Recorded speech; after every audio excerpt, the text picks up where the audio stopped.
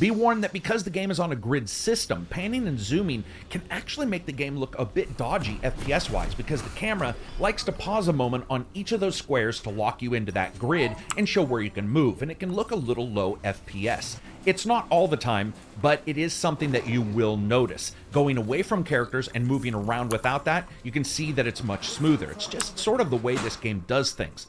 A known IP like Warhammer has a number of expectations: accuracy, fluidity, animation, representation. Demon Hunters hits most of them. It has a couple problems along the way, but its accuracy is higher than that 99% handgun you got in XCOM 2 that kept missing.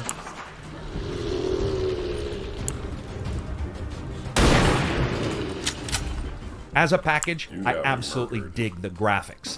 Does the audio keep up with this?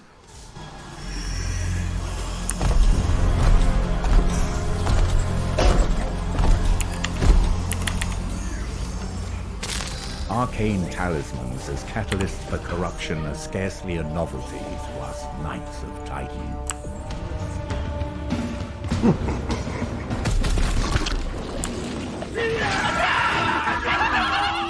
First, the good. I like the voices. They didn't play out throughout the entire discussion though, which is weird for a game that seems to have good voice actors for all of it. Unless the game is in a major cutscene or a major discussion with your chapter leader, for the most part the character says one sentence out of a paragraph that's written, sort of like the bullet point. This is odd because the game has a number of dialogue trees as well with different characters on board, and it gives it this almost unfinished feeling, and this is with the last patch prior to release. Delivery can be excellent though, like the case of your main leader who keeps disconnecting from people because he just doesn't have the time to talk to anybody, to your second in command, an old wily veteran, and even people who just come on your ship and try to commandeer it. It's even more of a surprise though when you realize that Andy Serkis does the voice for one of these characters. Then again, maybe that's where the money was spent. One thing you should expect is no real surprises, not in the story or the presentation. I admit I loved some of the voices, the customization of the Space Marines themselves and their voices was awesome, but it really didn't elevate above that. Music.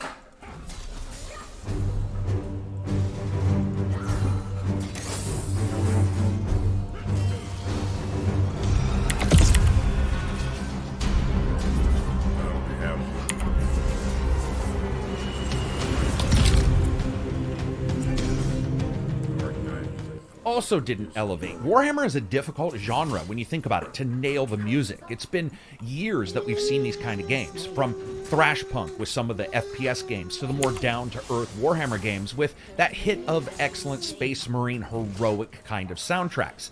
Here it's just okay. It's a lot of celestial voices and backing themes that make you feel like it's super important, which is fine, but there really isn't any single track that sticks with you. And for a world so bent on showing heroism and huge battle moments, the tracks are actually pretty relaxed in that regard. There's also some really droning tracks that occur while you're in the main game proper, going about your ship, making different decisions there, that I really do think could have been elevated a bit with something a little bit more musical almost. Now when it comes to the sound, I like the samples themselves. They're pretty good for most of the weapons. You can hear the bouncing of bullets off your massive armor and the crackle of lightning from a quick teleport across the map. You can hear the thrum of these handguns that shoot mini missiles the size of Coca-Cola cans, and you realize that's the starting weapon in Warhammer 40,000. So you know what kind of world you're inhabiting right away. One of big, bold, excellent warfare. Occasionally, though, the mixing is not excellent. It's off. For example, when enemies get powered up or go into particular states, they'll scream and cackle and laugh. But that music and sound is still sort of low, where the voice elevates above that, and it makes them sound almost clinical and separate from everything else. Also, I would have loved to hear more environmental audio from these locations. For every location, there's a texture and theme and a feeling that the audio atmosphere should end up translating to the gamer. It elevates the good games from the great or the okay to the acceptable. This is more mediocre and stays there. It would have been nice to be able to volume adjust that out. You do have a couple adjustments, but it never really fixed that particular issue. Thankfully, what is there is fine. I just would have liked a little bit more work on that mixing. Speaking of mixing and matching gameplay styles, mixing and matching your approach to taking on enemies, that's the gameplay of Warhammer, and it always has been. Plague Demons starts with the Grey Warden's chapter fighting their way through another battle and another war with another enemy.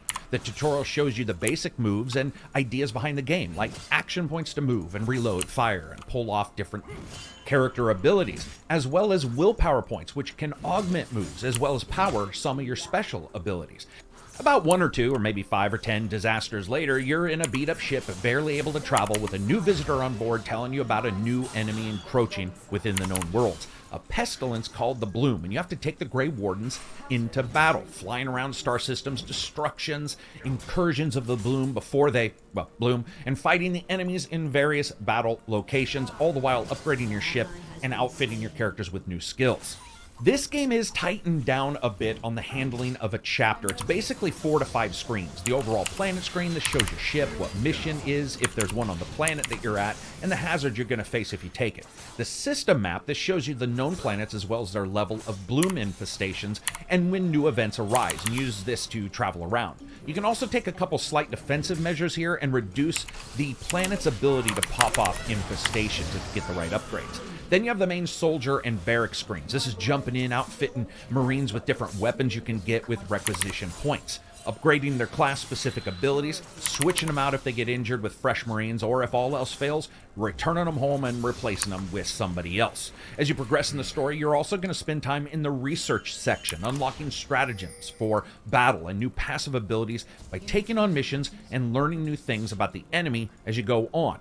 Lastly, you have the ability to upgrade the ship, unlock new research trees, as well as outfit it and repair it after the massive battles that have happened before. Then, and that's just prior to you actually going out on the field, you field 4 Space Marines against the enemies.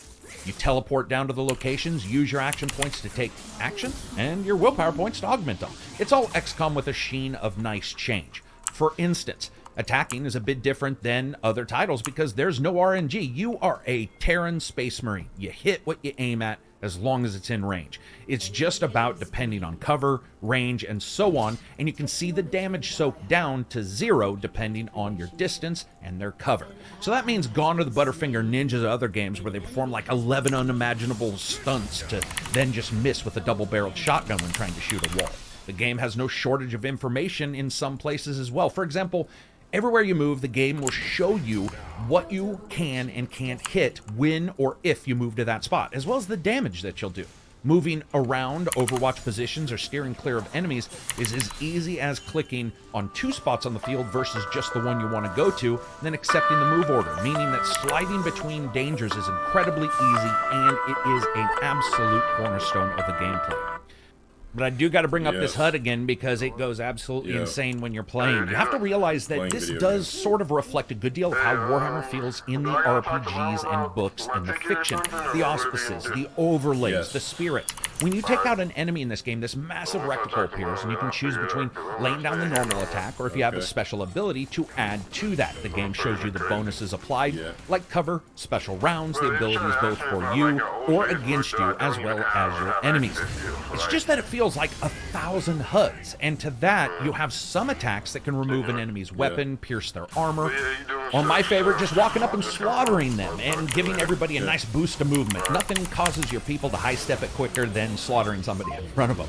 Nevertheless, being able to do these things, being able to take a weapon away, add a stun, or slaughter them right in front of you does add just a chock full of options. It just seems like, for a moment, a lot of it is ingrained within the HUD in deeper and deeper spots, and perhaps that could have been cleaned up at least a little bit.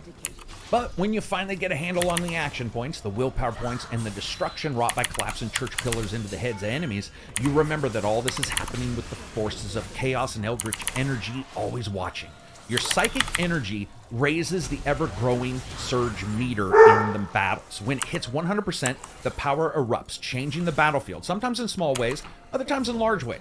Maybe it'll give the enemies a boost, alter their DNA, maybe armor your Marines with grief and shame, slowing their movements. It's another thing to watch, and it really does keep that psychic power that the Marines have in a bit of check, and puts it in lockstep really with the fiction of not having these guys just constantly be Get it, casting boy. spells. Yo, edit it, Despite baby. that issue, despite a couple, the game does one of the best jobs showing the Space Marines for what they are. Not just mobile battle barges bringing death to the blackest areas of space. These guys are jack of all trades and masters of a couple. It's that their chapters are not masters of everything, which is where all the different chapters come in.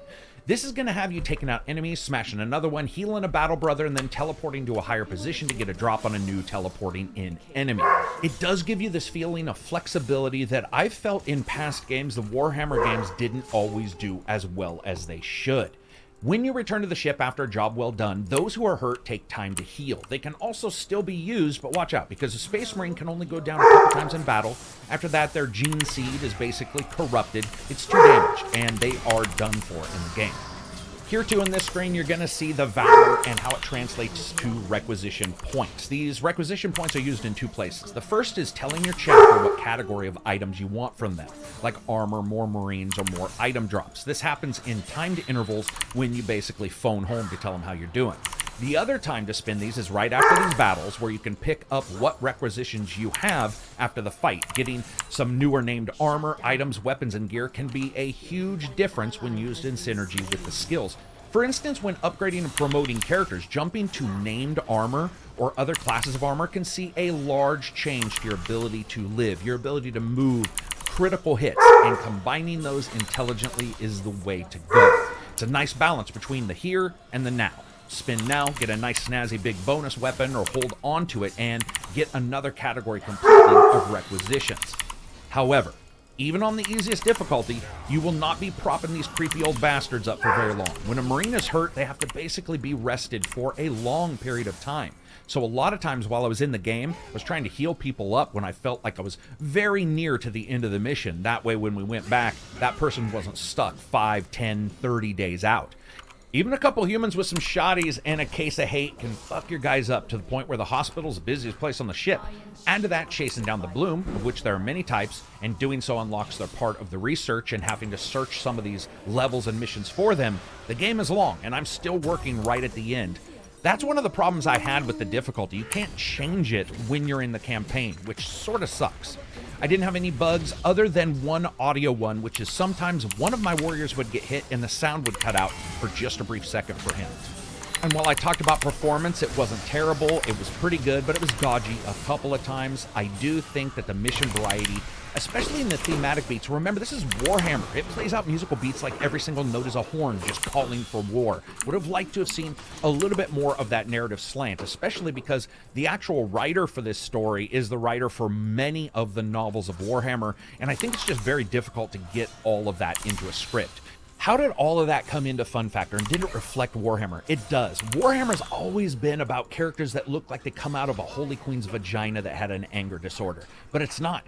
But instead, they're made from the deadbeat dad, baby batter of the Holy Emperor, raised by the world's worst football dad, 1,000 chapters of Space Marines, basically spend eternity fighting for their lives, then reporting home like a kid nervous to tell their parents they got an A and not an A+.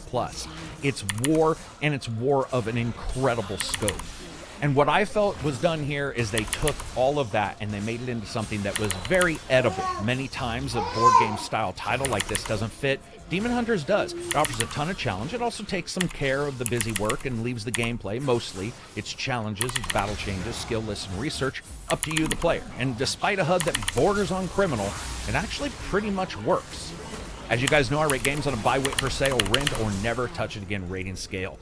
This is a game where the main character's bodies need roll cages. Healing's done by skulls. If that's not telling you right away that this is a badass world in fiction, or if it doesn't speak to you, then this game is probably not for you. But I think it does it in...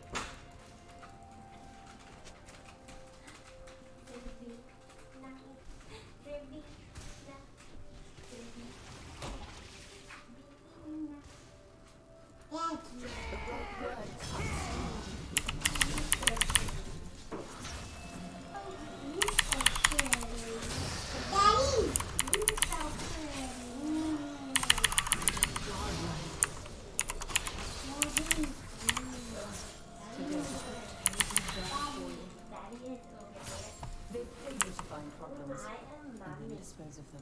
An ally has been slain. Enemy rampage.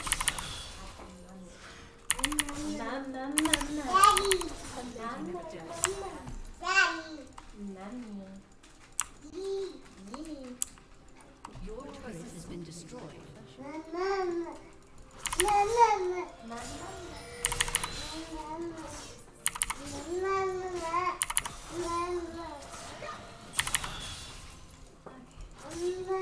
Behave yourself.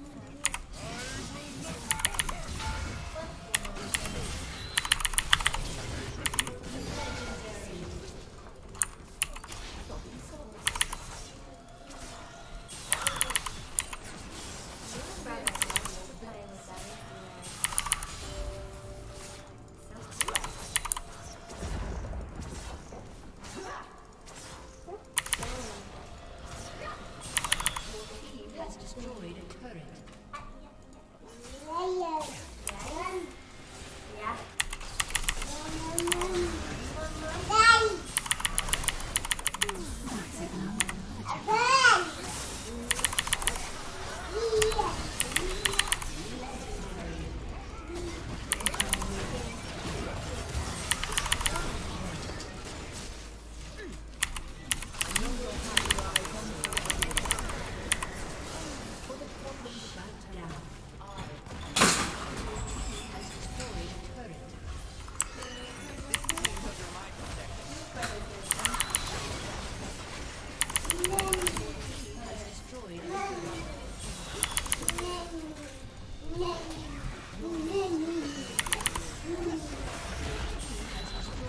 Top cap is so wide that it's like Has destroyed an inhibitor.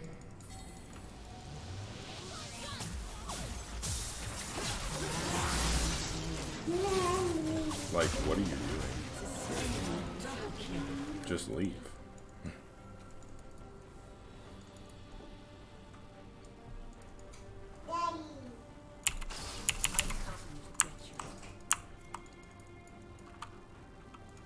Your turret has been destroyed by enemy time.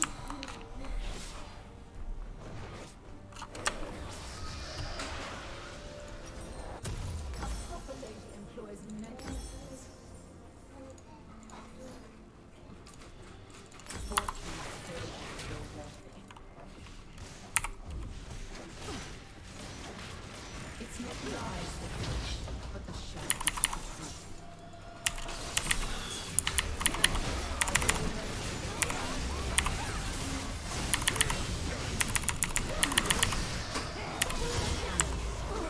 Jesus. They all came. She was dead if I ulted her. I should have just immediately ulted her.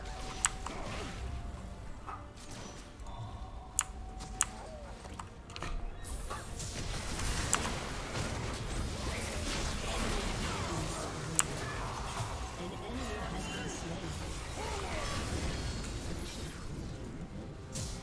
Just prison. No. No. Yeah. E?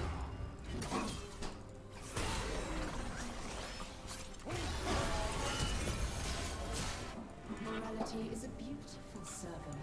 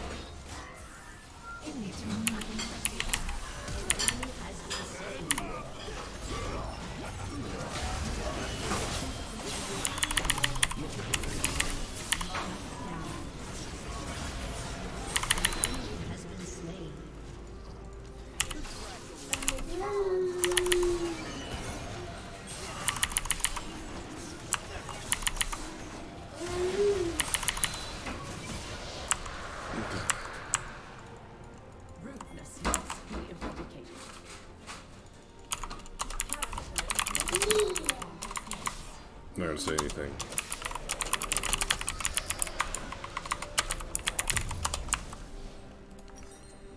Money makes everything easier. For the problems of Piltover, I am the solution.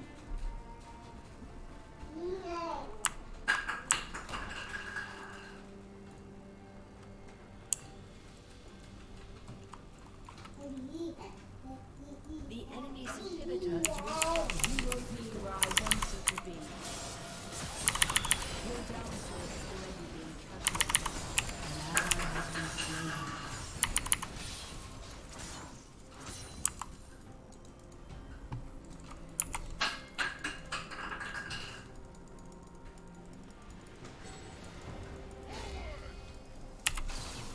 The luxury of mercy is one I cannot afford. God, you missed everything?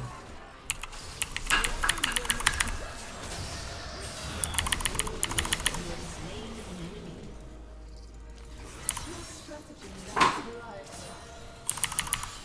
You are me.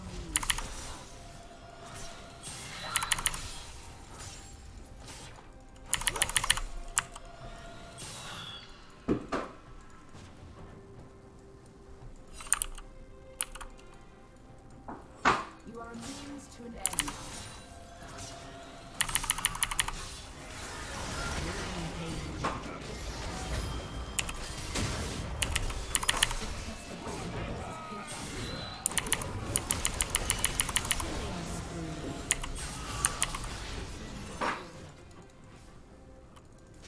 Sometimes scars are the most refined attire one can wear.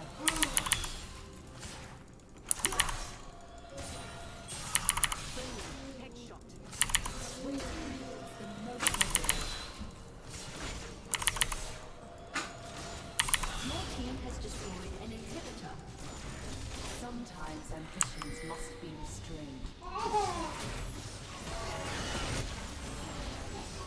It's all good.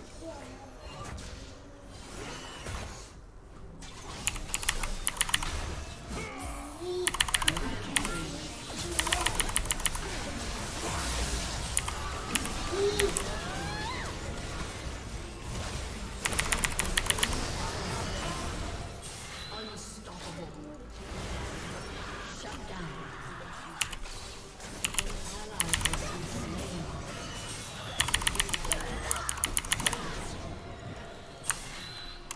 Industry always triumphs.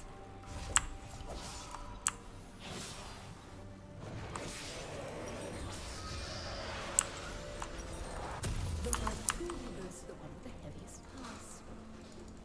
The right word cuts more deeply than another. Yo, this is one of those games, right, where I just... I don't even know, bruh. It's a fucking straight... We should just win. Run through mid. We can just take drag. And making it My only death was being stupid. That was it. I was really dumb. The death was uber stupid.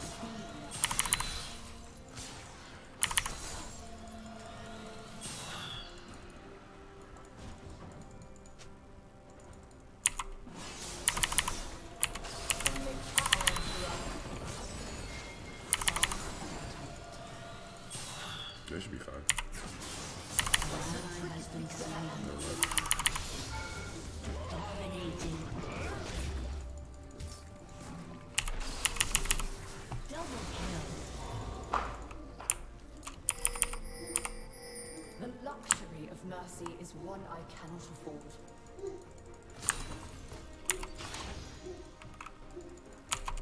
Value yourself first, lest you be deemed worthless. Your turret has been destroyed. That guy didn't need to do that. My skills eliminate the chaos of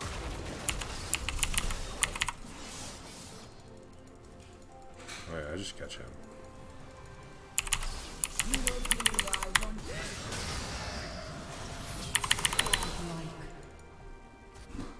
You could at least be civilized.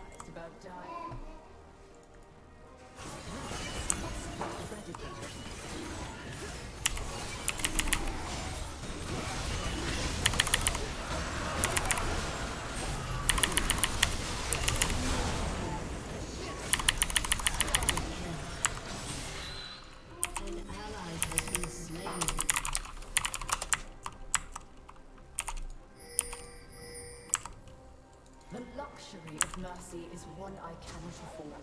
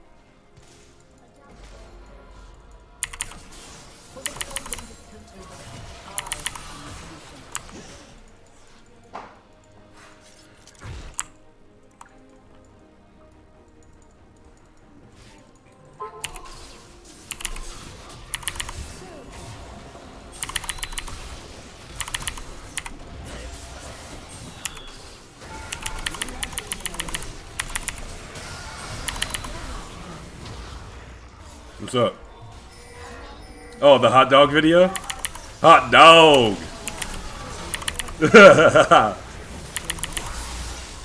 Hot diggity dog! Hot dog! Yo, this was a freaking